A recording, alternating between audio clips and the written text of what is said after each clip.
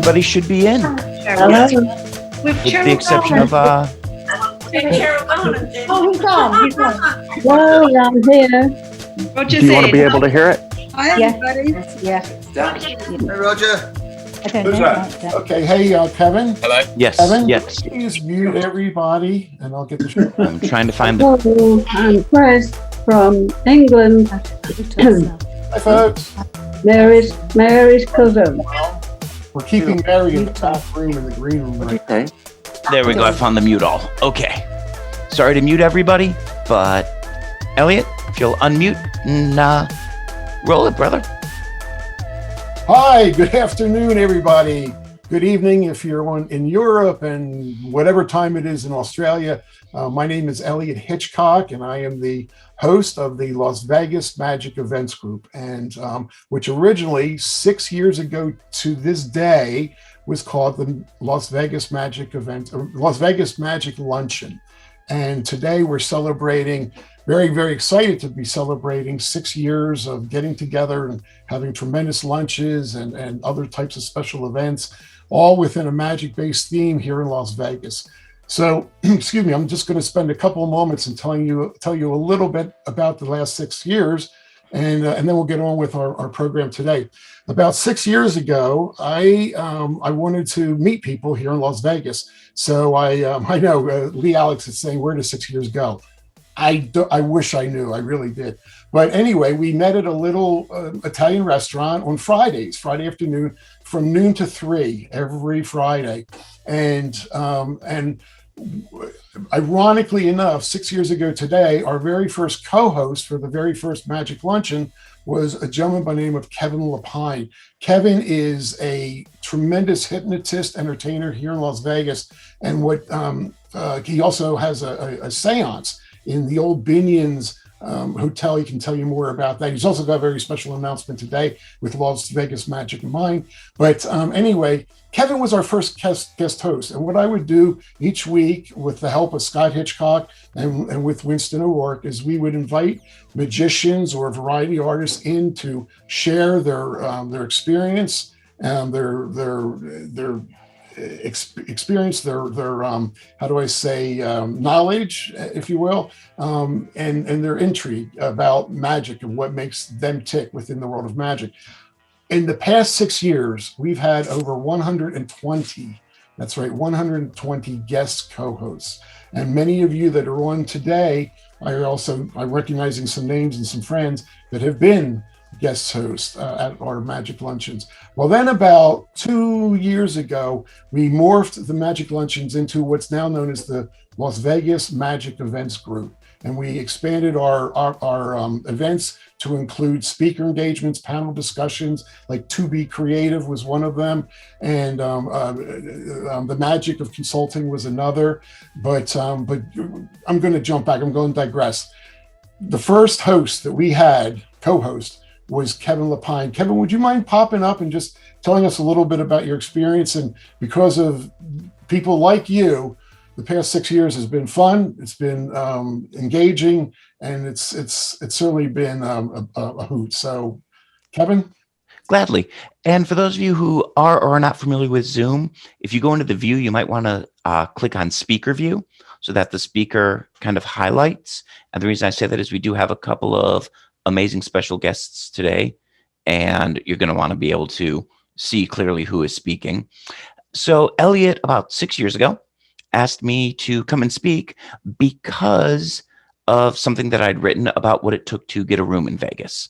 There was a lot of misconceptions going around about what a 4-wall deal meant, what a 2-wall deal meant. And I really kind of put something out to stress what the business side of everything was. And that got some notoriety. I've been doing the show Hypnosis Unleashed in Las Vegas for the last 11 years.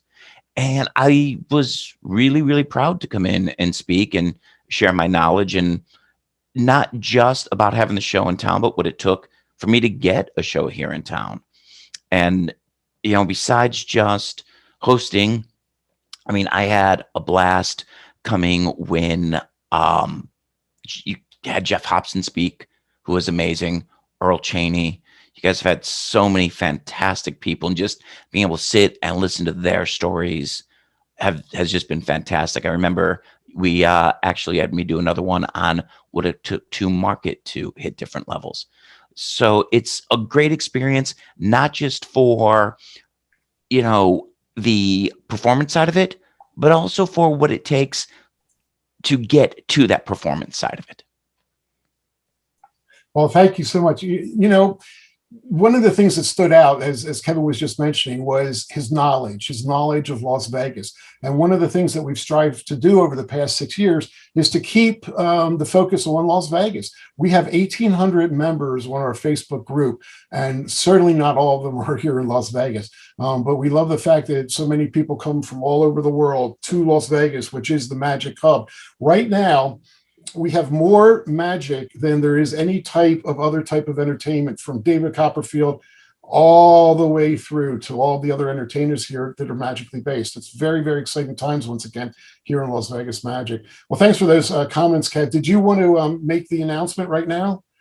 So one of the things that I'm really excited about is I've been at the Binion's Casino for the last few years, and Binion's is also owns the Four Queens downtown. And when we reopen, we do not have a reopen date, but we just got it official that when Hypnosis Unleashed does reopen, we're actually moving over to the Four Queens with Mike Hammer. So Mike will be doing like the 7 o'clock show, and I'll be at 9 o'clock in the Canyon Room, which I'm very, very excited for. It's a great upgrade, and I'm very thankful. That's amazing. Yeah. And Mike Hammer does an amazing show as well. So that I can see already how you're gonna benefit each other. And I will say this really quickly. If there was one thing that I said in both the times that I spoke for you, and that I'll tell everybody, if you're looking to build a career, and Mike Hammer is a perfect example of this as well, be a person people like to get along with. Yeah. And that means a lot. It really does. It really does.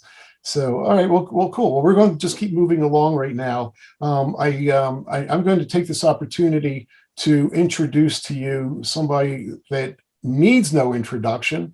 We're going to spend a few minutes with this gentleman, and then we're going to bring in our special guest star, if you will, to help us celebrate 6 years here with the Las Vegas Magic Events Group. Kev, would you mind bringing up the King of Magic? Yes, I have just brought him into the room. Welcome in.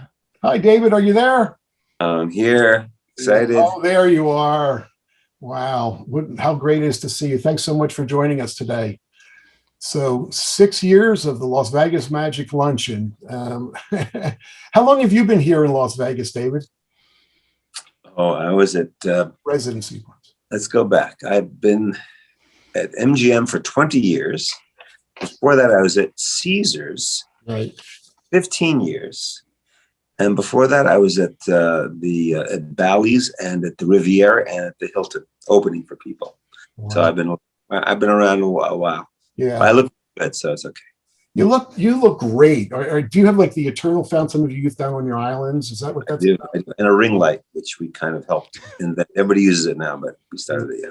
Wow. Well, I've got a couple questions. You and I have known each other for a long time, but I don't think I've asked you some silly questions through the years, and I hope you don't think these are silly. But I remember before you became David Copperfield. Okay. Now, all of these years later, looking back on David Copperfield, and I'm sure this is the burning question in everybody's mind, what is it like to be David Copperfield? Well, every day we try to move the art forward. We're working really hard. It's always difficult. It's not easy. We're always working on new illusions and hitting roadblocks that you think are never going to go away. After you do something really hard, you think the next thing is going to be easy. But it's never easy. Right now, we're in the middle of inventing new things and having engineers come to the backstage to see if things will work out and be safe to do. So what it's like is to keep moving forward. I love that. I've got friends who are noteworthy creators and in the movie business, for example, and they say the same thing. They say, I just love moving forward. I have to, in that case, this person, I have to write. I enjoy writing and I have to do it. And I kind of have to do this. I really love doing this. I love creating new things. I love performing it and, doing things that aren't easy. You are amazing. Probably about 25 years ago, you were performing in Tampa, and I was attending the show. After the show, we got together and I said, why 500 shows a year? And you were a superstar then. And you said to me, without missing a beat, you said, because that's what I do. Well, here we are 25 years later, and you're still, I'm sure you've got that same answer, right? But it's 640 shows now. Yeah, it's crazy. Moving up in the world. Well, that's great. So at this point in your career and your life, what is your greatest achievement ever? I mean, epitaph style stuff. What's your greatest achievement ever? Just, that I'm allowed to do this, that people like my work enough, or some people like it enough to let me. Wow. Well, okay. All right. And you've probably already answered this question, but when you get up in the morning, do you have the same drive that you do no matter what you're doing that day? Or do you have different motivations when you wake up? Are you saying, okay, today's the day I get, this happening or that happened? Any formula to that? No, it's I'm a human being. It's difficult to wake up and get You're going. a human being? I'm a human being, believe it or not. But I just, it takes a little bit of time. I don't drink coffee, so it's an effort to get things going and get aligned with being motivated. But eventually I do, and it's, I look forward to it. Look forward to the challenges. How many hours of sleep do you get a night? Not enough. Wow. Don't look, I'm not a good example for that. Cool.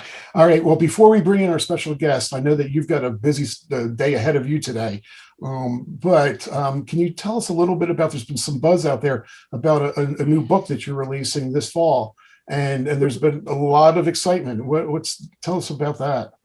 Well, Richard Wiseman, David Britland, myself, and Homer Lewak, who did all the photographs, are really proud of this book. Yeah. It's everyone will have this thing because it's a real great history of magic that really is through my eyes of what I have in the museum that tells the stories of all these fantastic people. And it's an amazing, it's really beautiful, and I'm really proud of it. It's going to be a great Christmas gift item. A Christmas gift, right? Yeah. Well, that's good. Before we dive into our main feature thing, Kevin, could I ask you to bring up Kirk Kaplan, please? We have somebody that wanted to say hi to you, Dave, before we go over to Orlando. Yeah, definitely. Yeah, appreciate your help. Thank you. Yeah. David, we've got Leo Behnke in the room. Leo's the best. Yeah. Leo, do you want to say hi to your old buddy? He can't hear. They're asking if you want to say anything. What? They're asking if you want to say anything. Yeah, send me some more scrapbooks. Leo is amazing.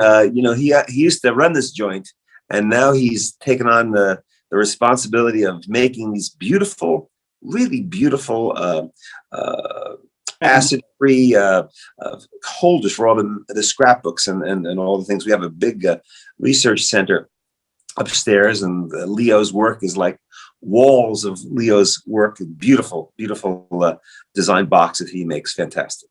Thank you, Leo, for being part of my life. Wow, that's great. Okay, well, Kev, we're without further ado, if you don't mind bringing Orlando up. Yes, gladly. So everybody knows we've got Mary Naylor Kodell with us, and I'm going to let Dave, if you don't mind, kind of take over. Along with Mary today is Terry Ward. So if anybody's looking for Mary's address or whatever on the screen here, she's under Terry Ward. Okay. So is she up yet? She should be. She should be. Am I seeing her? Mary, are you there? I'm here ready to say hello to my beautiful lad. There you go. Take your shot. Take your shot. Hold on. Hey, Harry. Am I love on the now? background. Look at that. You've got this beautiful display too. I love the flower over there. Fantastic. And the shot of Jack and you. I was not going to let you down. I don't let you down, David. And I had to look that drop dead gorgeous. Let's face it. But you should see me. But mind you, when I go to bed at night, it's a very different story. Me too. The teeth comes out, the wig comes off, and of course it does. So there we are. How are you doing? I'm doing great. It's so good to be here with you. I love the setting. You're lit beautifully. You look fantastic. And, we're still hanging in there, right? Oh, I'm hanging in there. In fact, I've hated this last few months.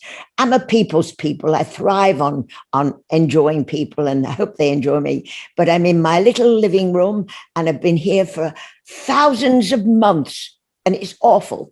And all I've really had is just Terry, who's been marvelous, and a few others that have been very, very good to me. But it's awful not being able to go to work and say hello, isn't it? It's Now, crazy. how did you enjoy, I would imagine, and I'm sure I'm right, the longest vacation you've ever had in your life? 100% true. 100%. The longest I haven't worked in front of an audience, never took that time off ever. Yeah, yes. Crazy. Yeah, I know, because I've been there. When I came to America, and I said, I cannot work if I'm going to stay here. I can't start all over again. But it was agony to know that you're missing the love of that audience. And it's nothing.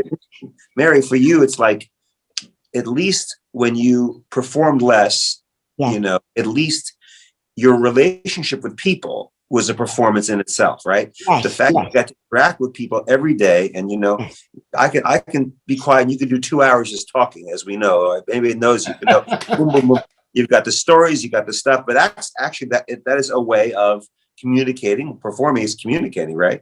And the fact that you're able to do that, and you were not able to do that for this past year, is ridiculous. So I can't imagine what it was like for you in that sense. Awful.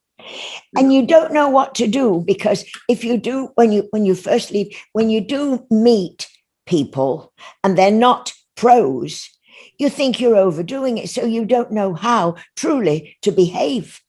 I didn't know whether to be stum and say nothing, or say, well, I remember that. Or if I saw a young performer that I knew was being trained a little wrong, or we could do it better, I didn't know how to say, I'd love to help you.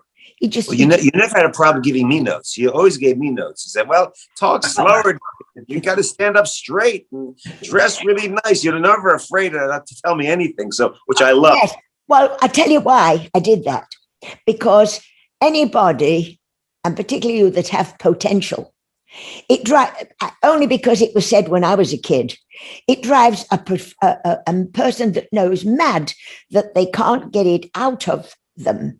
And you personally are frustrated looking at that person when you know that they could do better, as great as they are, just little tiny things, Yeah. One lovely story. You remember Judy Garland in doing A Star Is Born? Well, all over the world, she had publicity shots where she was doing this. I had more slapped hands for doing that, because it wasn't that. It's much prettier, Mary, if it's that. And I saw Judy. Yeah, I saw. Yes, that picture there. You saw Judy Garland, and the picture on the wall. The picture on the wall. Well, now if you see my big one on the wall, my wall, can you see it? Yeah. My big one on the wall. Look, that was my last TV big performance shows.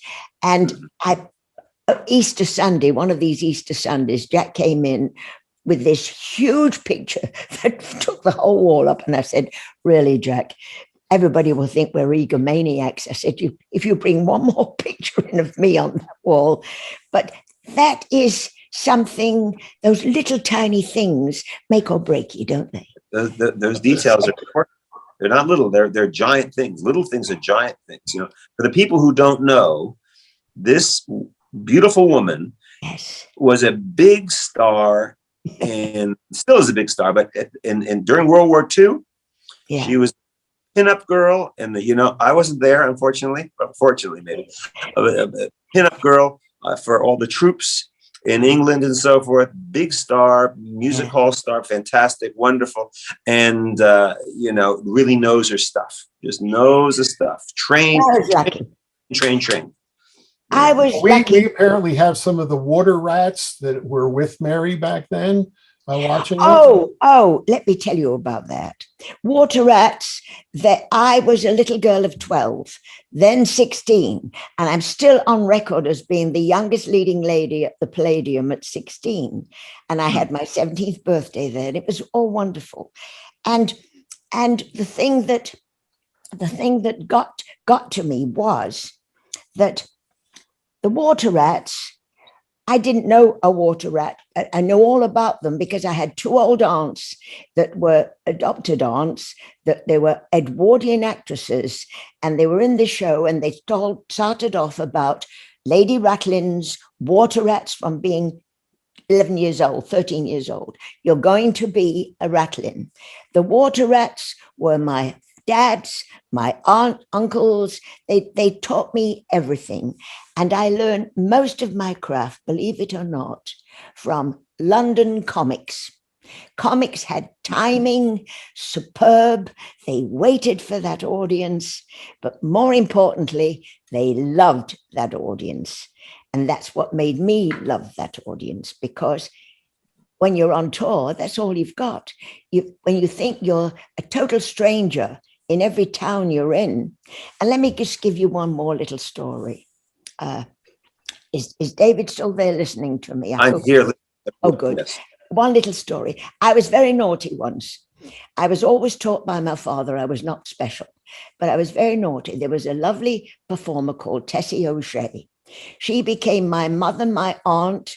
She was so wonderful. Privately, we went into a train, and it was a condemned one. We didn't know it was for old prisoners. And we came out, and my head was full of lice, and I had ringlets, and I'm like 13, 14 years old. So from then onwards, she made me dress with her because the ladies weren't telling me what to do. So she says, I'll take care of you. Now, Aunt Tess was one of those wonderful women that had you do everything correctly. You have to be correct. So, Mary, I cut you off. Tessie O'Shea was a bit bawdy, wasn't she? She was a bit of a bawdy. a bit of a what? Bawdy. She was a bit blue. Boring. Not boring. Bawdy. Like irreverent. She Yes. was. Yes. She would say kind of things that pushed the envelope a little bit, right? She Absolutely. crossed the line a lot. Yeah. To give you an idea, we were both. I'm a little girl, and she's teaching me everything I know. And when I became 19, I'm now with her at the Winter Gardens Blackpool. And the greeting was lovely, still mum and child, and still telling me, you're dressing wrong, you're doing this. She was wonderful. The whole show at the end went to the London Palladium, except me. And I said, why aren't I going with them to the show? Never did know. The same year, the Command Performance was on, that they were at the Palladium in the show. And Charlie Henry, who was just about to take over between he or Val Parnell, one or the other, he said, Mary, you're in the Command Performance. And so whilst I was there, he innocently said to me, we're giving you the number that was written for you for this show. And I said, well, I'm glad you brought that up. Why is it I was the only one that didn't go into the Palladium from the Blackpool show? And he said, your Aunt Tess said, I don't need the competition. I didn't get mad. I said, well, I can't blame her, because she did teach me everything I knew, but she saw herself as a young girl singing beautiful ballads, but she was really the greatest comic and the warm and wonderful.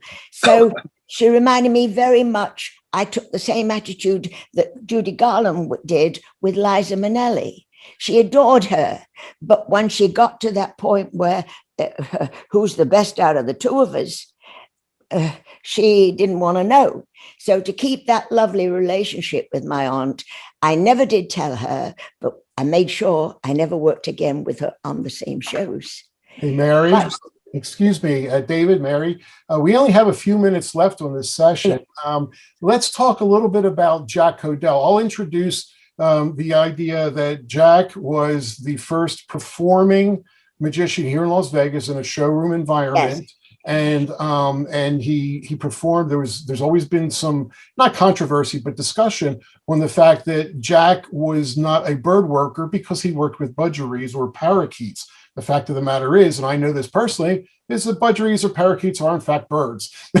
And he did work with birds. He also worked with the macaw, I understand. One of the things that I don't want to overshadow is the fact that he was also perform on ice skates as well. So Mary, with that being said. All right. How he got to be with the first of magic, there was a huge man in Chicago, agent, that he tried to get to work. The kid is in medical school and he's trying to earn this thing. But the whole of the idea of the birds all came from a man. He went on his 14th birthday. This is something I think few people know. On his 14th birthday, he went for dinner with his mom and dad to see a magician just because he heard he was a big star. And I've forgotten his name. He did billiard balls. And halfway through this thing, Bill Baird, he did billiard balls. And he walked out there and this is the way Jack tells it to me.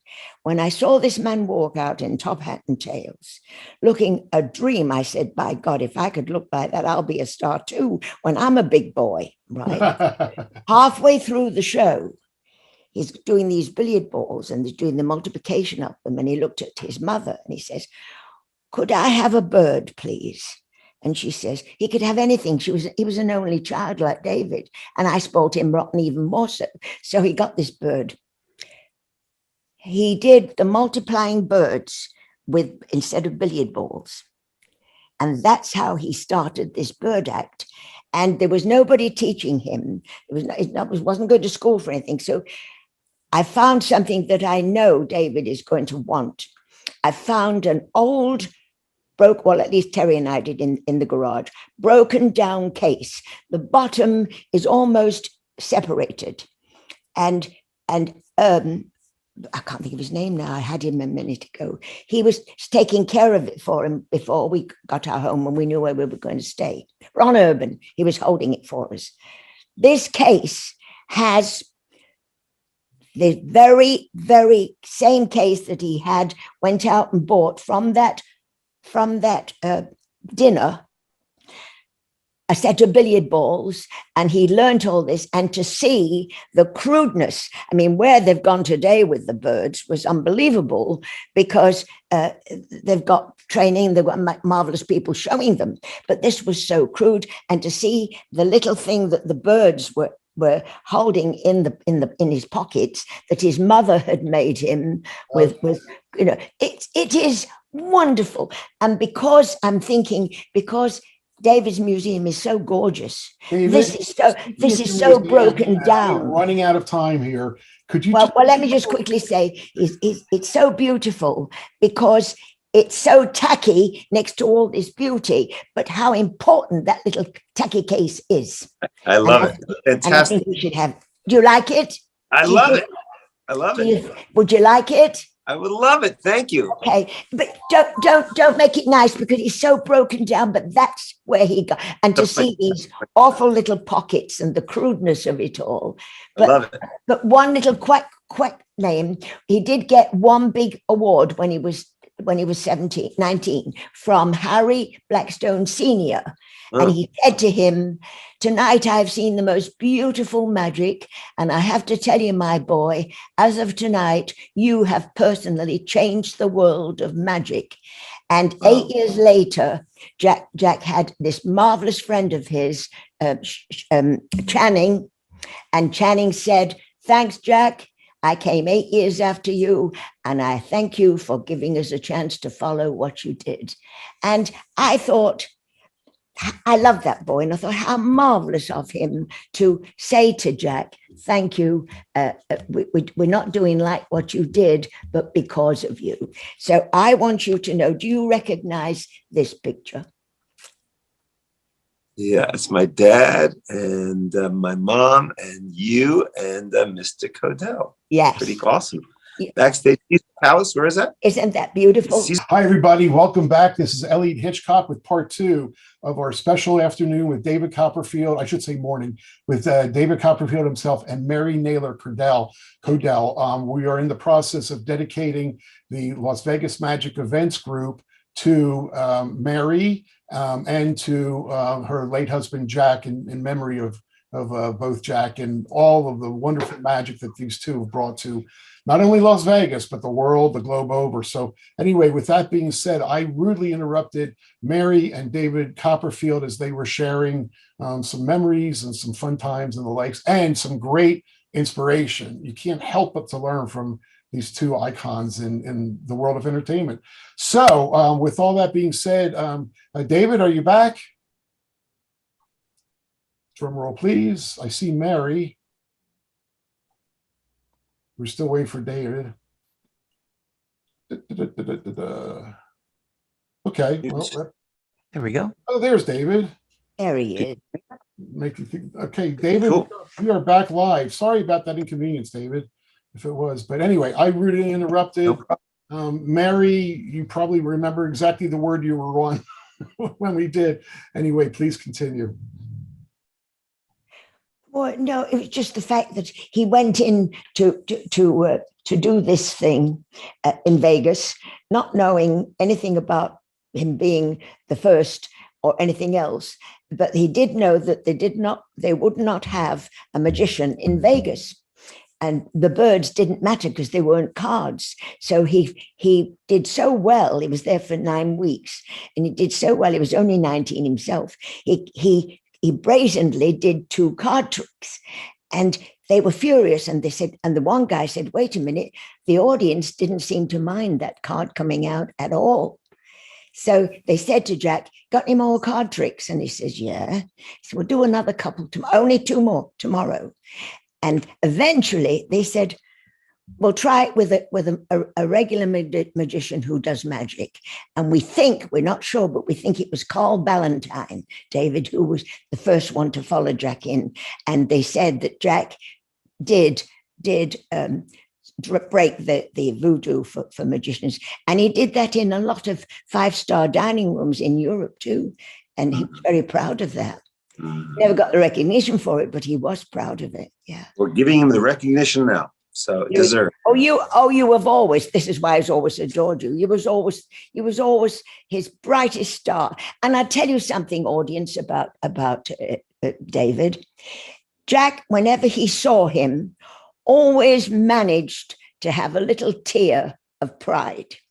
And whenever you do something new, and the thing that really got to him the first time he saw you do it, because it was so different, was that stupid thing you did with the duck and the slow motion. He was hysterical, crying and hysterical. He said, that's my boy. He can do anything.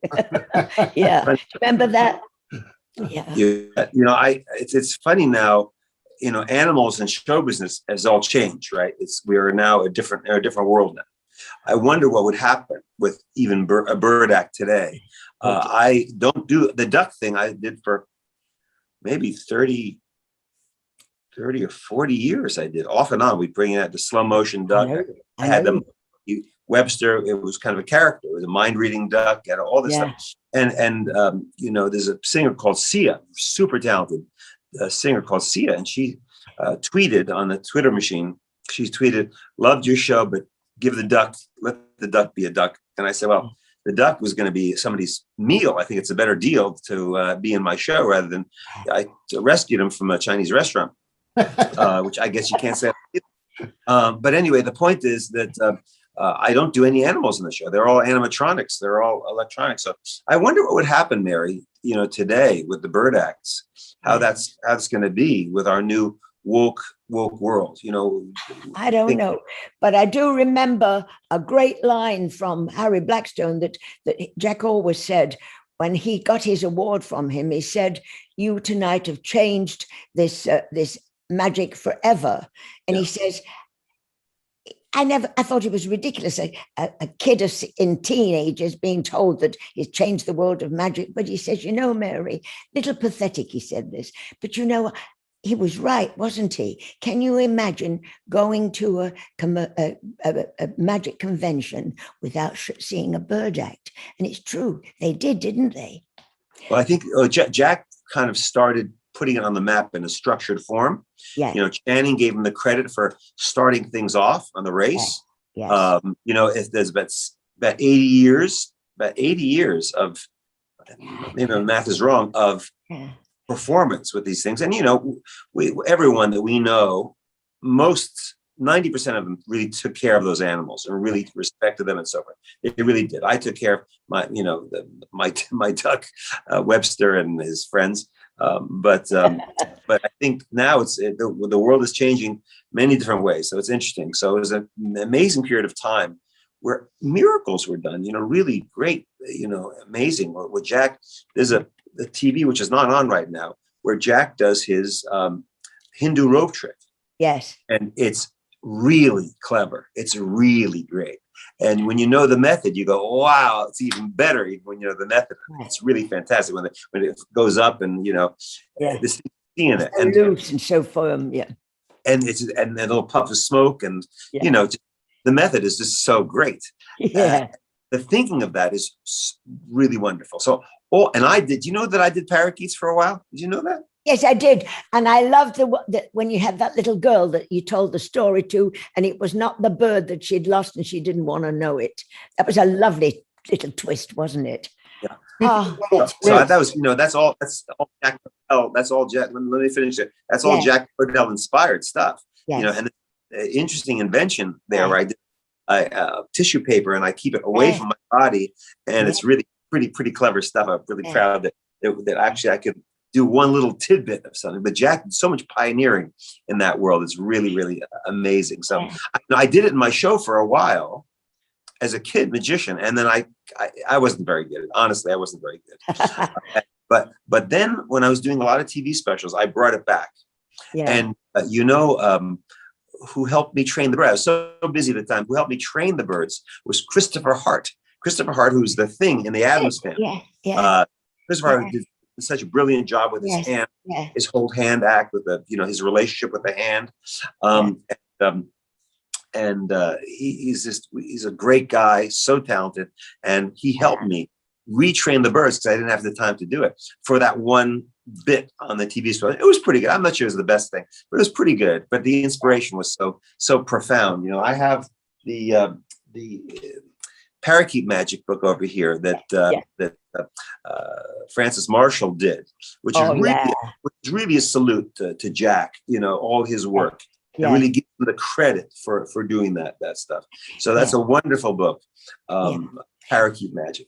David, but the thing also that he did create completely alone was the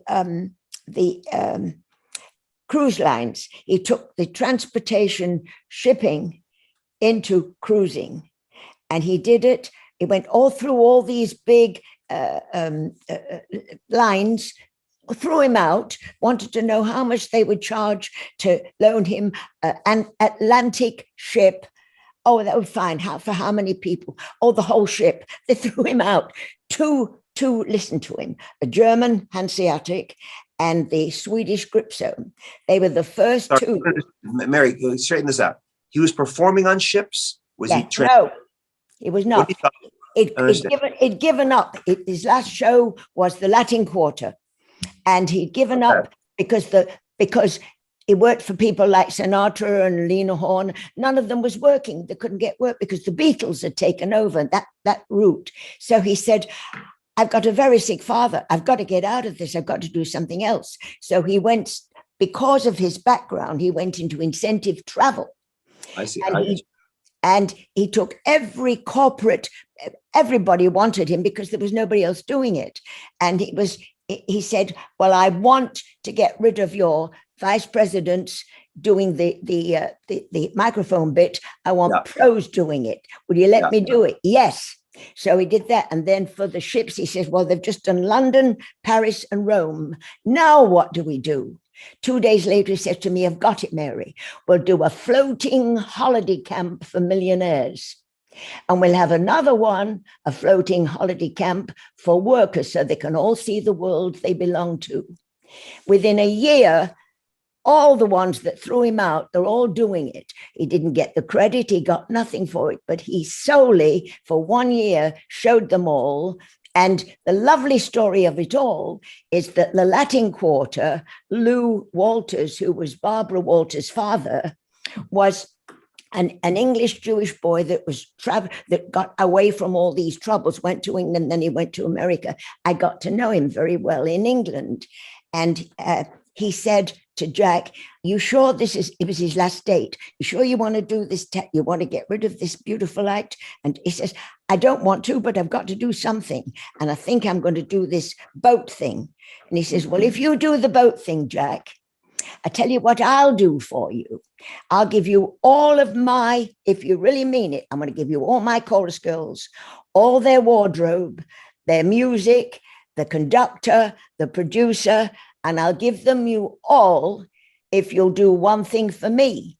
Give them Union Scale, because on ships there'd never been a dime spent on entertainment. If you were going over, you did it for free because you got a marvelous room for free travel, but you had to do a show. And that's how it started. The Latin Quarter guy, he says, how long will it take? Eight back-to-backs to go down the Carib. And so he says, well, I'll give you 10 weeks of the girls. He never stopped for a whole year, but by the time we were through, everybody was doing it. And now it's a thing. Now it's a whole thing, that happens. And after that year, they all did it on their own, and Jack was lost completely. Right. He was, as he always said, he started. Yeah, the creators are not. But he still did the corporate meetings, and he still did all the productions for those. But again, I didn't know any about any of this. What's interesting, I know you didn't, and I always meant to have a little session with you one day and just tell you more about Jack. He has done more. I mean, if you think about it, take away the cruising and the corporates for the last 70 years. There's been very little in show business to play. There's only been basically Vegas and Disney. That's basically all there's been. The people that's earned a living off of cruising and corporate meetings, it's amazing. And he did it solely, all on his own. And to see him started it. He began it like he was the seed in Las Vegas to begin it. It's interesting because I didn't know that I started. Not to talk about myself. Yes, this is about you, but I didn't meet Lou Walters, but I knew the guy that owned the Latin Quarter, and I used to hang out in Lou Walters' office. And there was a back room of the office, so Lou had to sneak people out of the room and make whatever he was doing in there. And he was a grand man. Yeah.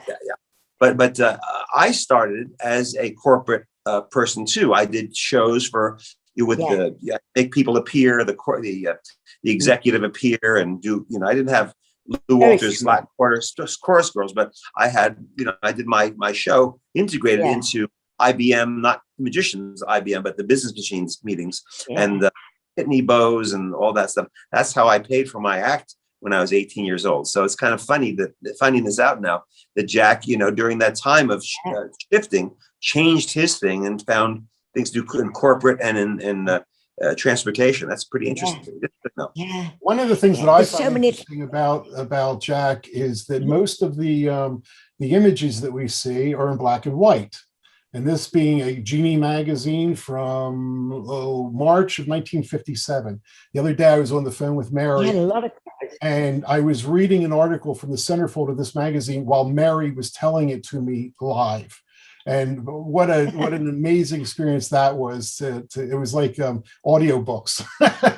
But anyway, because we're used to seeing images in black and white, and I'm seeing behind David the original props, if you will, and costumes from Jack. And David, can you talk a little bit about him when you put him in the museum and how that evolved? And also, if you don't mind, if it's possible, show the action on the cat. Is that even possible? That would be hard to do. The cat, Mary's mad at me, you should all know, because we didn't get the cat right as far as the color of the cat. We only have the pictures and we don't have the, what we did was, when restoring that cat, was some magician put fur on the cat after they bought it somehow. Jack left it somewhere or whatever, and some magician got it and put fur over it. So we took off the fur, and we found the color that we found underneath what we did it. But apparently Mary has to correct us a little bit. The color is right, except for the face. Now, maybe somebody painted it over blue, but when we had it, this piece there was a normal face coloring, pretty rose cheeks, pretty white teeth, and the black eyes. And then the blue started at the edge of the ears, and there's the first part of a person's head. So that was blue too. And then it was more human colors, what you're saying. The face is we would be our face completely. But it's a cat. Red cheeks, flesh too. Yeah. But Mary's a cat. What? It again, I'm a little deaf. You know, at 95, I'm a little bit, but I can be still... just like you. At 95, we want to be just like you. Really. Yeah. You will be, because you love people. You love people. And when they tell you you look good, you can afford to say, I know, and I can't help it. Well, if I can interrupt, Mary, I've got a great love for everybody I've worked with. And I must say one thing to you all, particularly with David and all of them. In Britain, I've got the Water Rats and the Lady Ratlins. I am the longest living member of the Grand Order of Lady Ratlins. But hold on. Explain to everybody what the Water Rats are. It's a group of show business people, a club, a very sophisticated club of entertainers in England, correct? And it started with four Jewish comics who came up very poorly, won an enormous amount of money on a horse. All of them were already comic names, and they decided to put this money into a home for performers who had either too early to retire. And so they called it the Brinsworth Home. And then from that, they said, well, we'll do a club, and we'll call it the lowest form of creature, the rat, the water rat. So they call them the Grand Order of Water Rats. And the ladies, their wives, and the other performers, we became the Ratlins. And I became a Ratlin on my 21st birthday in 1947. And I've loved them all. And we did, during the war, it was wonderful. I said, so you're what? I'm what? You said a new member. I'm a rat. Yes. So a new member. Yes. And the rats, the water rats, the majority of them saw me grow up. Dads, uncles, brothers, they were wonderful, and they never stopped teaching me. What was the name of what was the name of the ventriloquist? It was kind of a sad face. You just mentioned his name. Ventriloquist. Who? You mentioned a ventriloquist just a minute ago, and I just forgot his name. He was one of the, you mentioned his name. Who was the names you mentioned? Oh, okay. Dickie Henderson, Arthur Worsley. Arthur Worsley is the one I told you about. Yeah, he's great. He was the greatest, according to the guy that had the one that you loved in the movies. He invented bread and butter. Yeah. Fantastic. It wasn't bread and gutter. It was bread and butter. You got to watch. Everybody watching should go to YouTube and look up Arthur Worsley. You will not believe it. Just great. And he looks very depressed. Remember, I said to you when you saw you go, and you right away you went on. This was there he is, because he showed me this lovely room of vendor. I said, but you've not got the best one in the world. I have. No, you haven't. You haven't got Arthur Worsley. And this, what's the name of this wonderful man that was that brought ventriloquists to the fore? Well, Edgar Bergen, Paul Winchell. Edgar Bergen. He said, Terry Lewis, all that. He said, we will never see this man's likes again. Remember? Yeah. He said, I've just seen Arthur Worsley. You will never see this man's likes again. And also, his character was interesting. His character was really he was the dummy. He was the dummy, basically. dummy. And the dummy was the most arrogant, and the audience started to hate this damn dummy and feeling sorry for poor old Arthur. And I love his line when he says, "Get your damn nails cut, please." You know, and we were kids standing on the side of the stage, and we all grew up together. Dickie Henderson, another one. But Arthur, you've got Michael, who lives in, I still hear from him a lot. He lives in Blackpool. You've got to get his one of his dolls, because it wouldn't be complete without Arthur. Who has Arthur Worsley's figure? Who has that? His son is a good. I'm close to Michael. Make some calls. Make some calls for your pal David here. You gotta give him. I've already told you. I've set it all up for you, but I never heard from you. Oh, I'm in. I love this. Okay. Guy. Okay. But you know, I know about the water rats, but please call for me. I'd love to talk to him. If you can set that up. Okay. Question. Okay.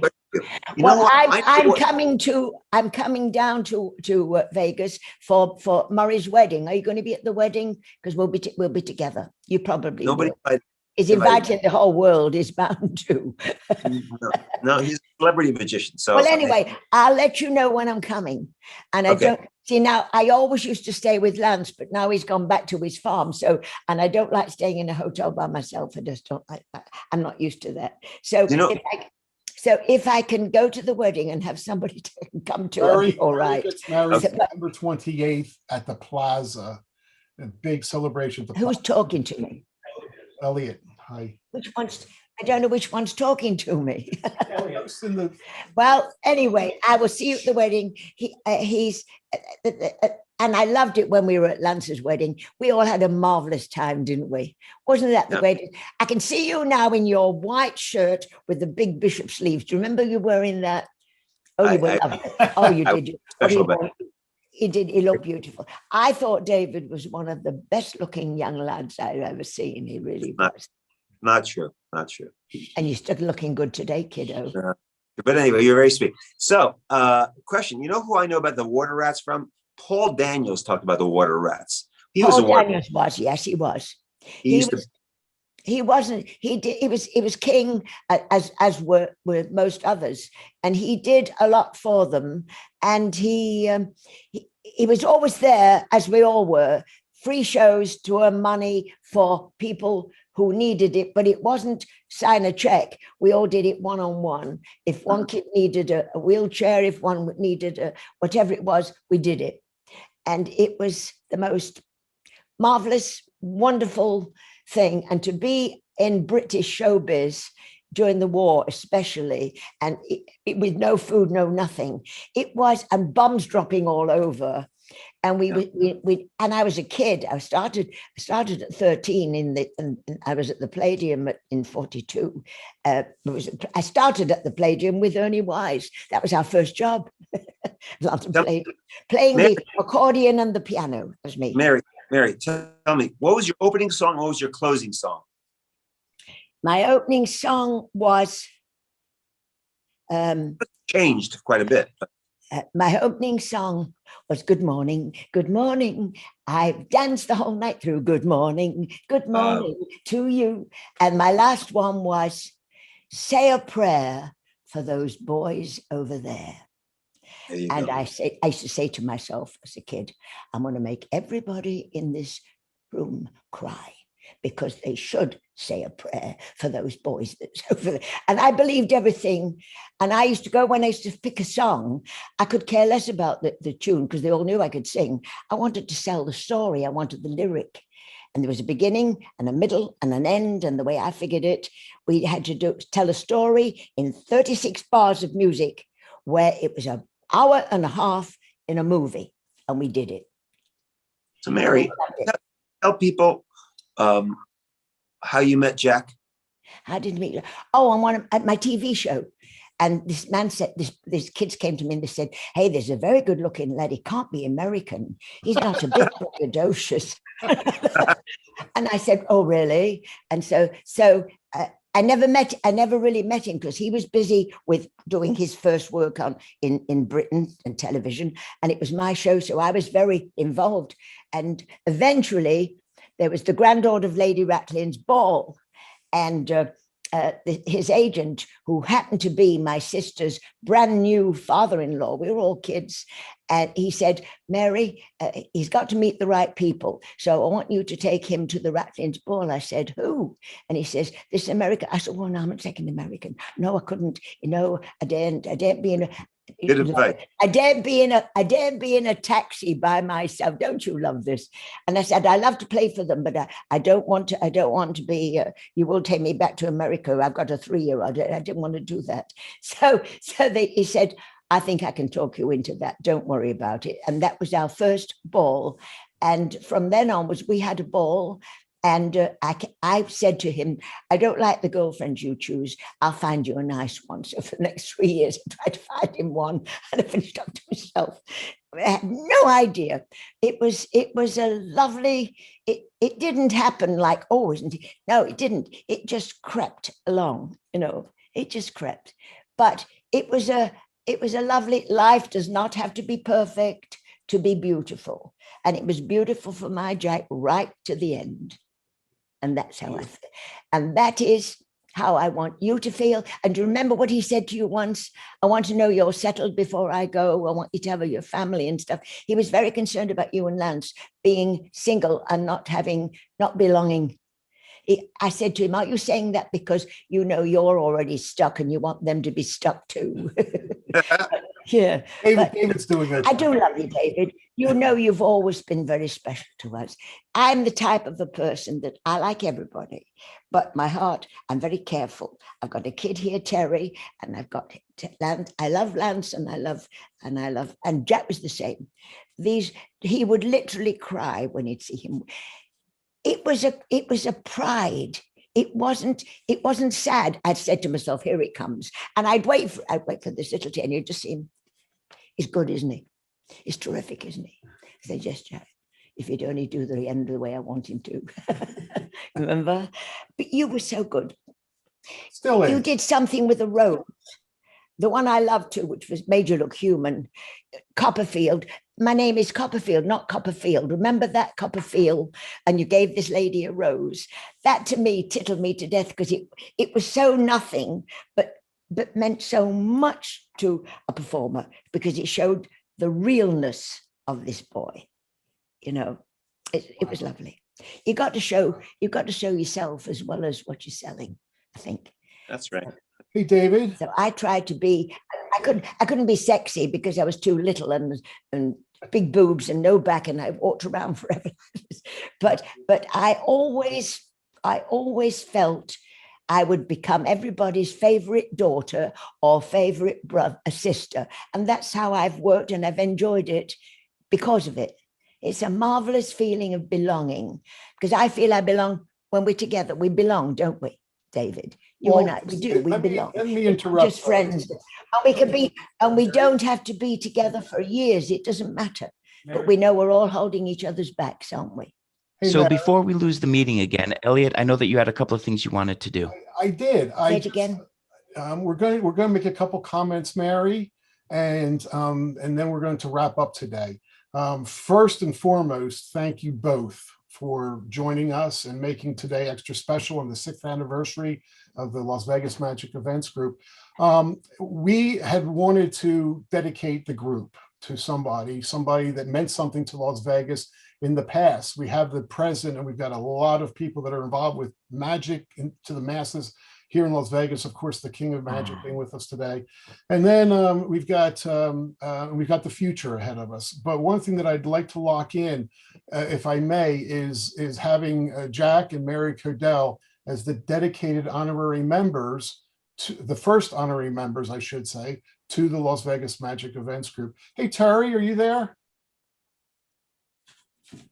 Terry? Yes, I am. You have a package in your hand. Would you mind giving that to Terry, please? I do. It's Terry Ward, everybody, an amazing performer from Walt Disney World. He served 31 years at Walt Disney World in Orlando, Florida, as Jack Diamond. Huge international fan base. Mary, we put together a little plaque. So now you can take down the picture of Judy Garland and put up the picture of the Los Angeles. But would you mind helping read that? So beautiful. This is so beautiful because I Read must it. tell you, Read it.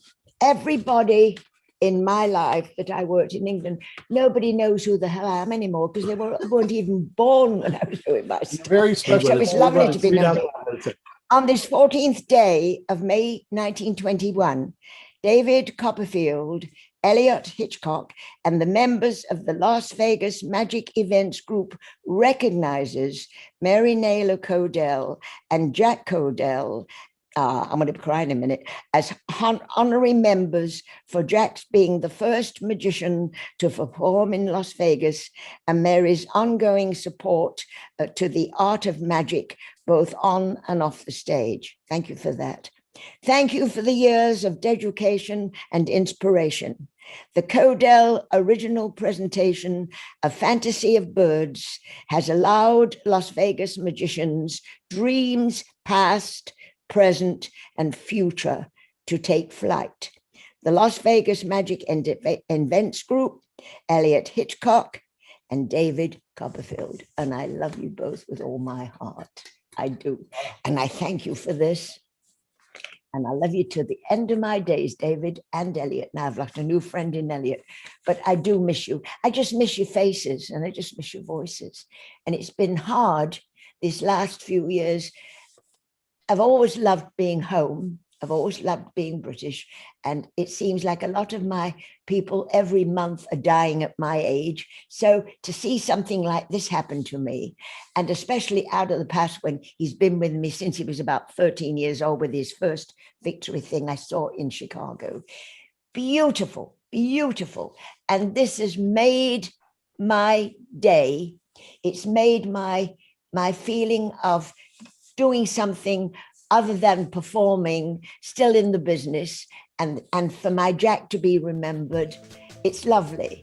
And so fleeting you are remembered in this business because you're only remembered by the people who see you, and when they die off, there's nothing left. So it's lovely to have this to carry on and You hold it up. proving I'm wrong. There is something. Hold it up and show it to him, Mary. What, love? Hold it up and show it to him. Show it to them. Oh, I haven't shown it to you. Oh, it's a good job I've got a producer. Isn't that beautiful? Too bad. Oh, I love this. I love this. This does not get to be in your museum. Maybe when I'm dead, you can put that next to Jack. Yes, when I'm dead, this will go next to Jack's, but you're not getting it until I've had my fill of it. Take your time. Take your time. We'll all take our time. And We love you, Carlin. You're awesome. You're an inspiration. And Rally for setting this all up. That's such a great. Thank you, David. I'm going to be there with you in September, and if it's only to come and see you, and I still say that from the hairline, it's all right, everything's perfect, except from the hairline, it was our faces, lips, red cheeks. You talking about me or the thing? Well, you are a little bit prettier than him, I must admit, but I must give you a little bit of insight. That was built in the most awful cold weather of Britain, no heat, no nothing, and he did it in a garage at the bottom of a garden by a 28-year-old young girl who was brilliant. She was, and that face was so cheeky, and she took Clark Gable and she says, we'll mince him up a little bit, and that will be his face with all those ears and stuff. And if you look at his book, Do Something Different, you will see Gable and him on a split screen, and there is a resemblance there. There really is. It's amazing. I was just going to say, for those of you that Tomorrow is. I'm sorry, David. For those of you that I'm saying, my dear, we do give a damn. Thank you very much. There we go. All right, guys, we're gonna log off. For those of you that want to read more about Jack Kodell and Mary, Jack's book, it's Do Something Different. Do something different. I can't recommend it enough. So anyway, that being said, thank you to Kevin Lepine. Thank you to Terry Ward. Thank you to Doug Parker, my tech director. Thank you to everybody that helped pull today together. And I want to thank Scott Hitchcock. I want to thank Winston O'Rourke, because the past 6 years would have never happened without the input from those folks. And I also want to thank every magician, past, present, and future, that has worked or knows Las Vegas the way that we do. We love it, we live it, and Las Vegas Magic is here to stay for a long, long time. So all that being said, I'm signing off. Thank you all very, very much. Enjoy your weekend, and the Magic Events Group will be back very soon with some live events. Yippee. All right, thanks, folks. Thank you, Kat. Ready? Bye, love. See you in September. Thank you. Take God care. bless. Bye-bye. God bless. And thank you for having us. God bless. And thank you, England. Thank you, all our people who's watching us and loving us. Thank you. Terry and I, we worked very hard to get this today. Now we go to bed and sleep for a week. No, it was lovely, wasn't it, Jack?